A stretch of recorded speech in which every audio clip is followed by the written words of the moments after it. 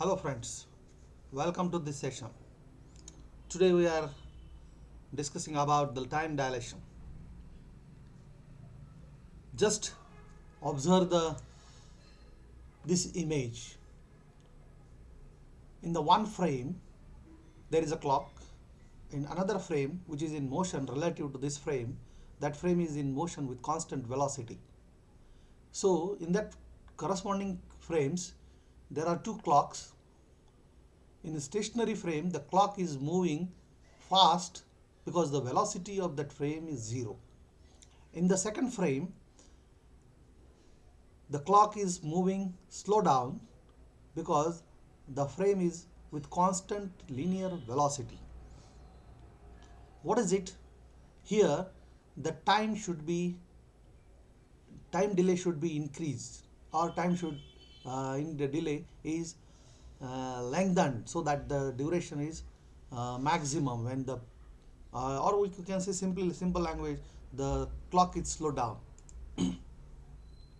like this way. Here we can easily observe in a stationary clock we seems that or the time is like 12:22. 12:22. Here the moving clock is there. What happens? Here the size will change, the shape of the clock is changed so that the 12:10 minutes is observing. So 87% of speed of light. So compare when we are comparing with the speed of light. So let us consider the two frame. One is stationary and another is in motion relative to the S. So S dash is in motion with constant velocity relative to S. And we observe that a clock is at point, here the coordinate is X, here the also coordinate is the X dash. Let the clock giving out the signals like the pointer is moving fastly in the stationary clock. At the two instants, one is the here T1 and another is the T2. So we get the time interval between the two signal is delta T is equal to T2 minus T1. If the signal interval is observed in the frame reference S dash, then the interval delta T dash given as same like this one, delta T dash is equal to T2 dash minus T1 dash. So from the observer from the S dash is here and the observer observing the event. So the time interval between the two signal is from the stationary is delta T is equal to T2 minus T1, while from the moving frame, that is the delta T dash is equal to T2 dash minus T1 dash. So from the Lorentz transformation we know that T dash is equal to T1 minus Vx by c square whole divided by under root of 1 minus V square by c square. So we get the another frame of the reference. For the frame of reference is T2 dash. So T1 and T2 dash are the corresponding frame of reference S1 and S2 dash respectively. If the faster you move, the clock or the time passes slower. As you faster the speeds, objects and distance, the clock is or the time is slower. So take the difference between the time interval of frame of reference S dash. So we get this value.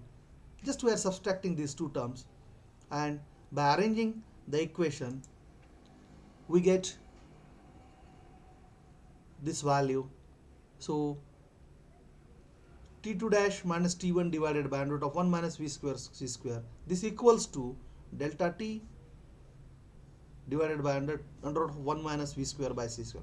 So what is delta T? So we can say that the delta T dash is equal to, this term is gamma, so we can write gamma into delta T. Okay, now if V is far less than C, so what happens when for a moving observer the time intervals appears to be dilation. Dilation is nothing but the increased. So this phenomena is known as a time dilation. The time dilation is a real effect. Thus all clocks will run slow for an observer which is in relative motion.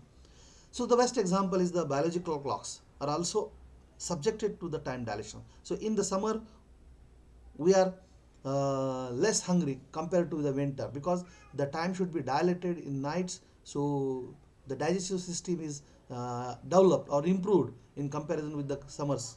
So what happens, the v is less than c, that is v square by c square is far far less than 1. So then delta t dash is nothing but that real time. But if v, the observer, is greater than the c, मतलब हम c speed of light से भी ज़्यादा उस observer को observe करते हैं, तो क्या होता है, वो इमेजनरी जाएगा. सो मैं यहाँ से अभी बोल सकता हूँ कि मैं अभी suddenly I am in America.